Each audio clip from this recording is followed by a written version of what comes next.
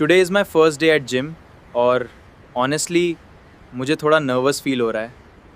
But today we'll learn some useful English sentences at the gym. Hello, sir. How can I help you? Hi, I want to join this gym. Sure. Is this your first time at a gym? Yes, it's my first day. What is the monthly fee? It's 1,000 rupees per month. Okay, that sounds good.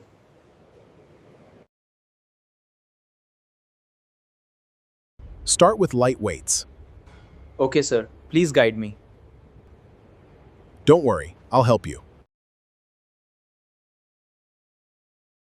I'm feeling tired already. That's normal on the first day. I think I need some water.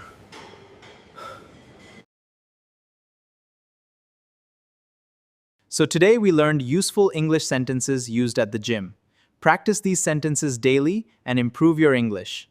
See you in the next video.